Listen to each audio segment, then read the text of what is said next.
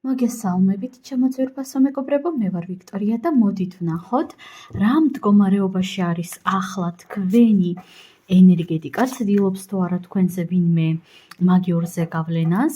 ვარიანტი გვექნება სულ ორი, პირველი ვარიანტი და მეორე ვარიანტი, ამ ორი ქვით მინდა დღეს მუშაობა და მოდით ვნახოთ, ხო? კონცენტრირდით საკუთარ თავზე, დასვით შეკითხვა. რა მდგომარეობაში არის ჩემი ენერგეტიკა, ცდილობს თუ არა ვინმე ჩემზე მაგიურ ზეგავლენას, დარტყმას და ვნახოთ აბა ცდილობს თუ არა. პირველ რიგში რა მდგომარეობაში არის პირველი ვარიანტის ენერგეტიკული დაცვა და მეორე ვარიანტის ენერგეტიკული დაცვა. ასე აირჩიეთ პირადი კონსულტაციის მსურველებმა მომწერეთ პირადში, იმიტომ რომ პირადი კონსულტაციები ყოველთვის არის ბევრად უფრო ზუსტი და ბევრად უფრო მორგებული თქვენზე. ასევე მეგობრებო, ველოდები თქვენს უკავშირს ლაიქებისა და კომენტარების სახით. და მოდით ვნახოთ, დავიწყოთ პირველი ვარიანტიდან. პირველ რიგში პირველი ვარიანტი რა მდგომარეობაში არის ახლა, როდესაც ეს ვიდეო ჩართეთ თქვენი ენერგეტიკული დაცვა. არკანი სამსჯავრო მეგობრებო. პირველ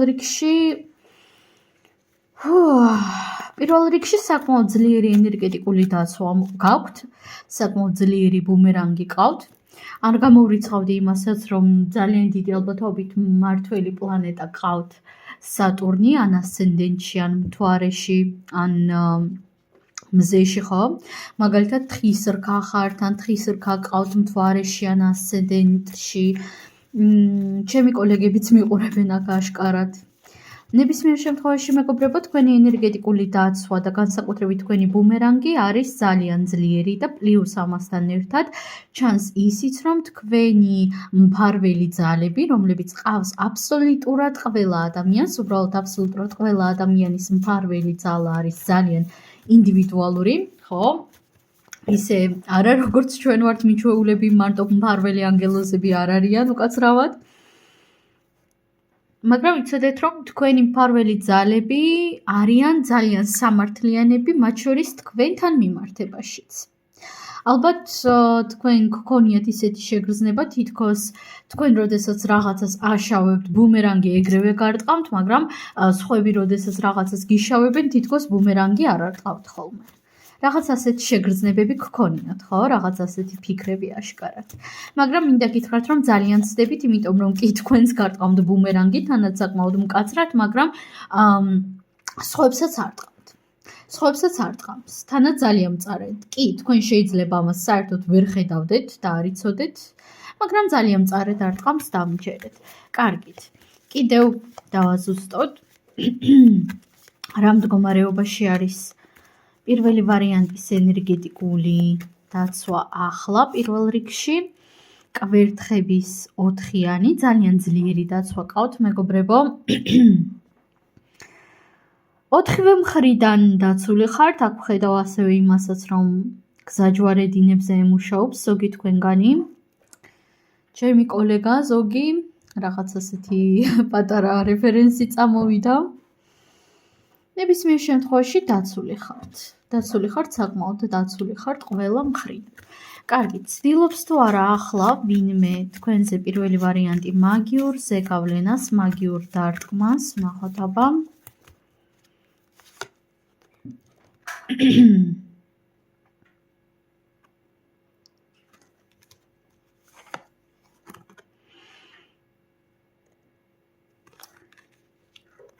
ცდილობს ვინმე მაგიურ ზეგავლენას.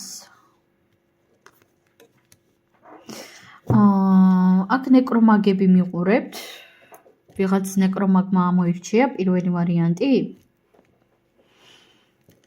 ან ნეკრომაგიასთან მიახლოებულმა ადამიანმა.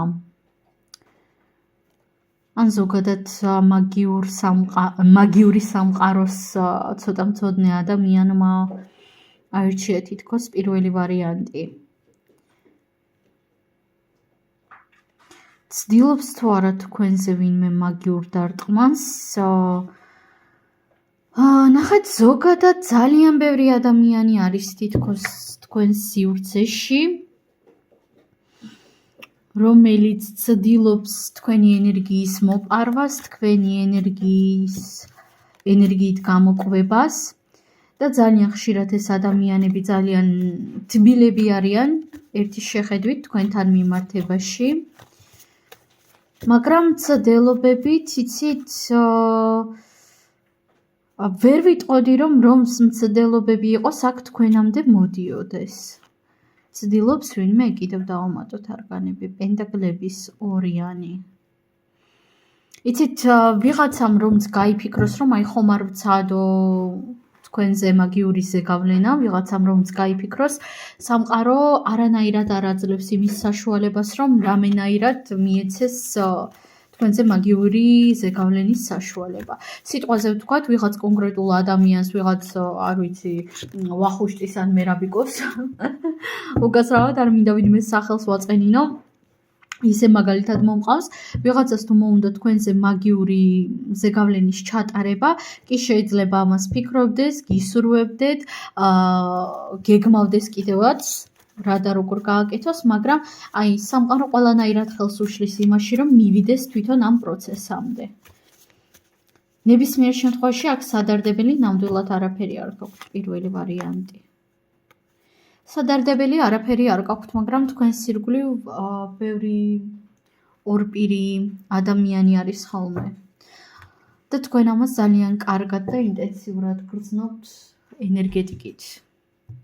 ძალიან ბევრი ადამიანი რაღაცა სიყვარულით, უწიპუწით, გვერდში დგომით, დახმარებით მოდის, ვითომ და ვინც არ არის სანდო. და თქვენ ინტუიცია ამის შესახებ ეგრევე გეუბნებათ ხოლმე, ეგრევე გიყვირით, მაგრამ თითქოს პერიოდულად აიგნორებთ ხოლმე. კარგით, პირველი ვარიანტი დავასრულებ, დაგემშვიდობებით, ძალიან დიდი მადლობა და გადავიდეთ ახლა ჩვენ მეორე ვარიანტზე. მეორე ვარიანტი, აბა, პირველ რიგში რა მდგომარეობაში არის თქვენი ენერგეტიკული დაცვა და კვერთხების 6-იანი.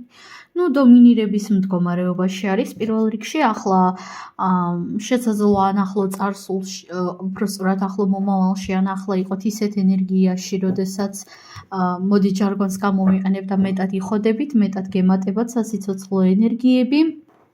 ასევე თქვენ მეორე ვარიანტი გირჩევდით მეტ ფიზიკურ აქტიურობას, ხო შეიძლება ცოტა უცნაურად ჟღერდეს, მაგრამ აბსოლუტურად ყველაფერი არის მეგობრებო ენერგია და რა თქმა უნდა ჩვენი ფიზიკური მდგომარეობა და სულიერი მდგომარეობა, ჩვენი ფიზიკური სხეული, ასტრალური სხეული, ეთერული სხეული, ეს ყველაფერი ერთმანეთთან კავშირში არის და ეს არ უნდა დაგვავიწყდეს არავითარ შემთხვევაში. მეც ძალიან ისეთი არასპორტული ადამიანი ვარ. ფიზიკურად ძალიან ზარმაცი ვარ ხოლმე, სამწუხაროდ, პერიოდულად, მაგრამ ხო, გვინდა არ გვინდა, უნდა მეტი ვიმოძრაოთ. და მეორე ვარიანტი თქვენთვის განსაკუთრებით არის ეს რჩევა, რომ მეტი ფიზიკური აქტიურობა, ცეკვა, სპორტი, ვარჯიში, იოგა რაც გაგეხარდებათ, პილატესი, თუ გინდათ უბრალოდ სეირნობა მეტი, ეს მეტ დაცულობას მოგანიჭებთ ენერგეტიკულადაც. კარგით, დავამატოთ არკანები და ვნახოთ. რა მდგომარეობაში არის მეორე ვარიანტის ენერგეტიკული დაცვა ახლა. კვერთხების 7-იანი და ვარსკვლავი. მეგობრებო, შეხედეთ, თქვენი ენერგეტიკული დაცვა ნამდვილად ვერ ვიტყოდი, რომ სუსტი არის მეთქი. მფარველებიც ყავთ, რა თქმა უნდა, როგორც ყველა ადამიანს ყავს, მაგრამ სადღაც არის შესუსტებული და შესუსტებული არის რატო?